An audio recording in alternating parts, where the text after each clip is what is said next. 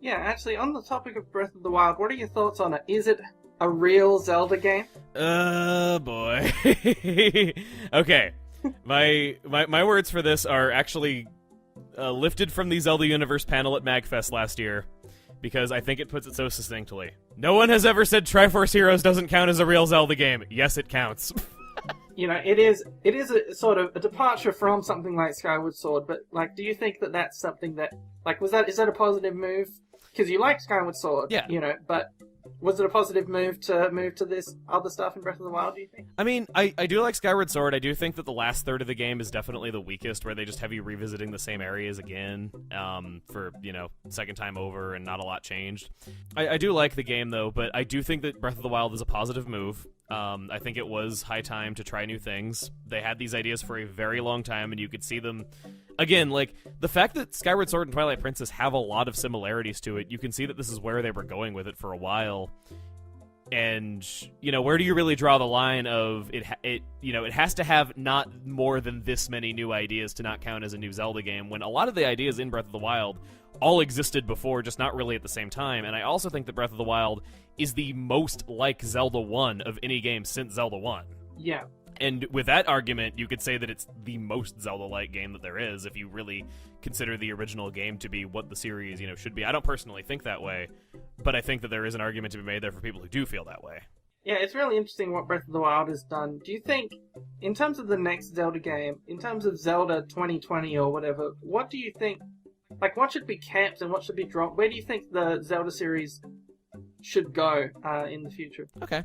I actually do like the shrines. I do like them a lot. I'm not sure if I'd have that many of them if it came at the expense of having big dungeons throughout the world. I don't think I'm alone in saying that I want more than 6 large dungeons in the world, because I think I would like to see that a bit more.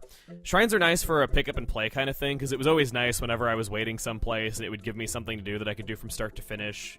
With the Switch being portable, I think that was a good fit. I'm fine with the open world. I'm fine with the items and how they worked. I'm fine with weapon durability being a mechanic.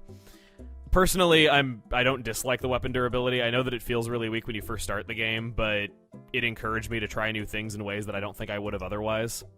Yeah, a lot of people felt like the bosses were a bit weak. Yeah, I can agree there. And that the dungeons, they felt like the dungeons didn't really count as big dungeons. What did you think of the 4, Flyy Bird and Movie Camel and all of their friends?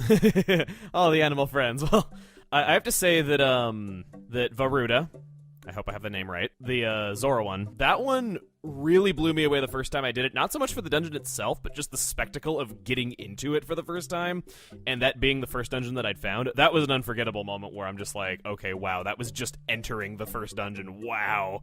I think that was one of the highs that I had in that entire playthrough. I like the creativity of moving the dungeon itself to change things inside of it. But I will say that as, I guess, a traditional Zelda dungeon, I think that actually Link's Divine Beast was the most like that. I think that, it is... I felt like it was longer and bigger than the other two. I felt like it had a lot more to do. It felt a lot more like a traditional Zelda dungeon, how fitting that is Link's dungeon. Yeah. Well, actually, my favorite dungeon in the game, or which possibly the best dungeon in the entire series, is Hyrule Castle in Breath of the Wild. Yes, I was going to get to that after that, but I agree with you. What do you like about it? Well, it's just the atmosphere and the fact that they bring you into it early in the game, like they trick you. At just some random stables, there's just some guy saying, "Oh, could you go get me some like weapons from the Hyrule Castle?" And you're there with like 3 hearts, and you go, "Sure, great, that sounds like great fun." And you go in and you're being shot by lasers, and there's towers, and you get locked into rooms with horrifying monsters, and you're trying to sneak around this giant evil disaster zone, and that was just like a really great atmosphere. I can agree there. I actually didn't find that quest until near the end of the game. I took a really off the beaten path after getting off the Great Plateau. Yeah. So I didn't have that experience, but I agree with you. The atmosphere is great. I like how just it takes a familiar location, makes it very threatening in a way that I don't think had been done quite to that effect before. Even though Dark Hyrule Castle has been a dungeon in Minish Cap, Twilight Princess, and a few other times, I think that it was done to the best effect in Breath of the Wild.